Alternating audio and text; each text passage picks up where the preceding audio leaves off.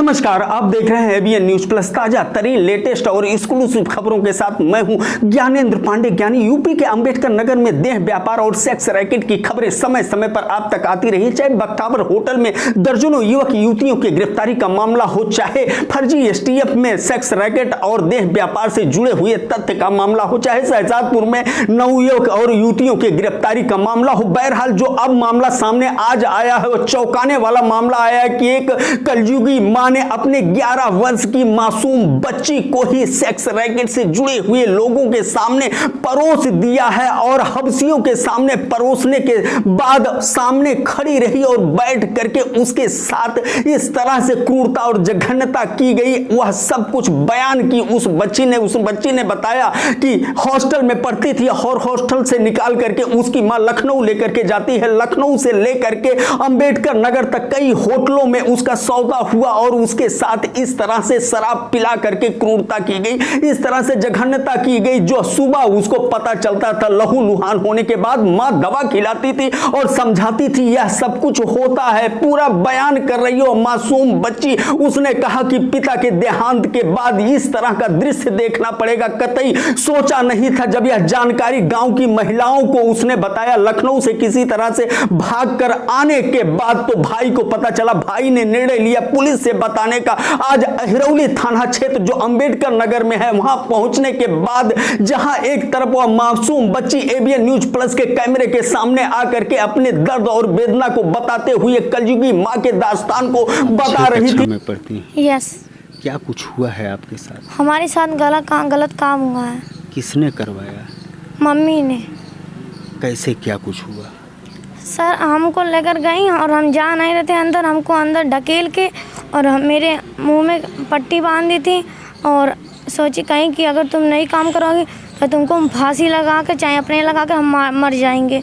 और मेरा ऊपर का दबाई थी और मेरे साथ गलत काम करने जा रही थी और हमको रोज डेली दारू पिलाई थी। और जब दारू पिलाई थी फिर हमको होश नहीं था। फिर हम सुबह देखी तो हमको ब्लड आ गया था।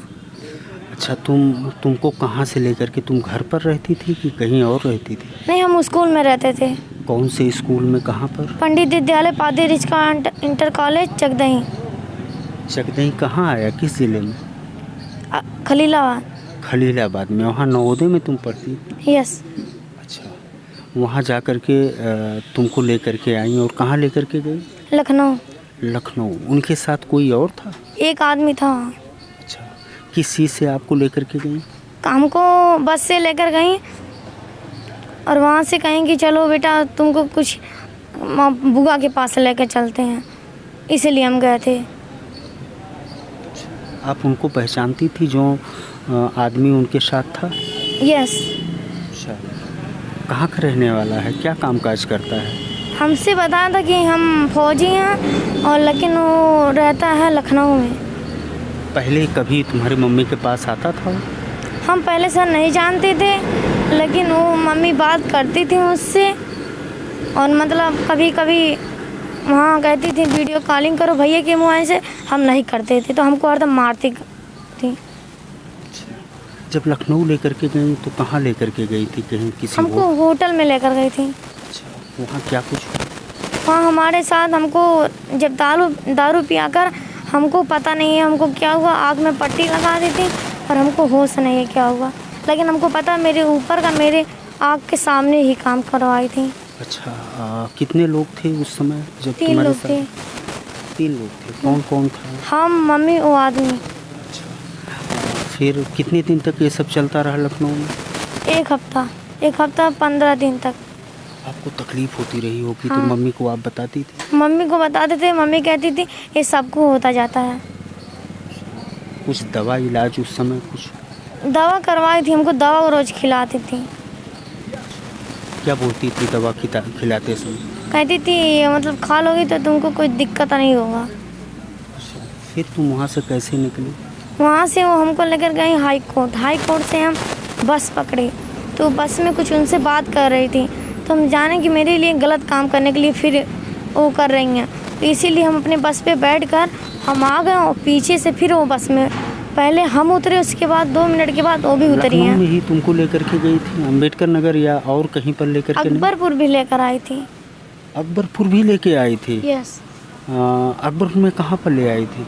यहाँ का एक कारसिन है, हम लोग पैदल आते हैं, वहाँ कारसिन ब्रिज के नीचे उधर एक होटल है, वहीं पर लेकर हमको आई थी। होटल का नाम पढ़ा था तुमने? होटल का नाम हम नहीं देखे थे।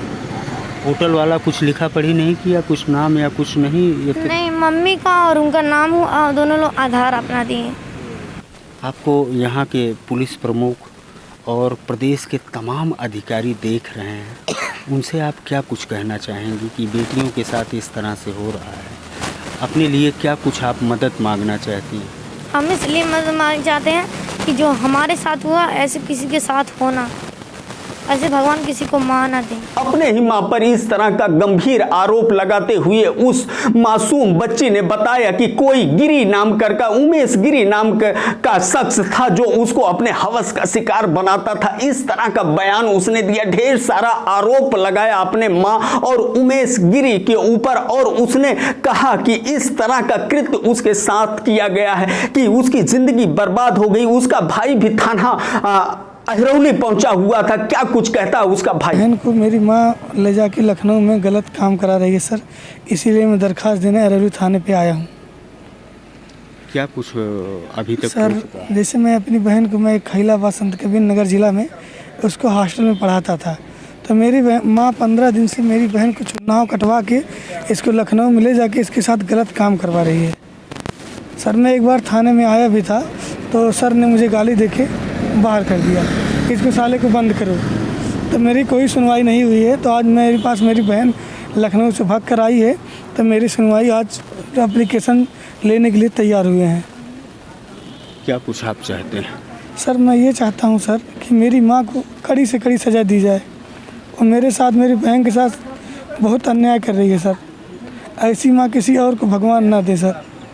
नरपिचास भेड़ियों की भोग बनी उस मासूम बच्ची के भाई ने बताया कि पिता के देहांत के बाद उसकी मां भौतिक सुख साधनों और अय्यासी के लिए दहलीज से कदम बाहर निकाला और इस तरह का कदम उठाया, कतई विश्वास नहीं हो रहा। बहरहाल उसने कहा कि मां को सजा मिलनी चाहिए और इस मामले में जो लोग भी संलिप्त हैं उनको गिरफ्तार करके उनको भी सजा मिलनी चाहिए। इस समय अहिरौली थाने पर मौजूद हैं और न्याय की मांग कर रहे हैं, फरियाद कर रहे हैं। क्या कुछ कार्रवाई होता है यह तो वक्त बताएगा, लेकिन जिस तरह से देह व्यापार और सेक्स रैकेट का कारोबार जनपद अंबेडकर नगर में चल रहा है पिछले 3 वर्षों से, इसको देखने के बाद इस तरह के मामले सामने आना लाजमी है।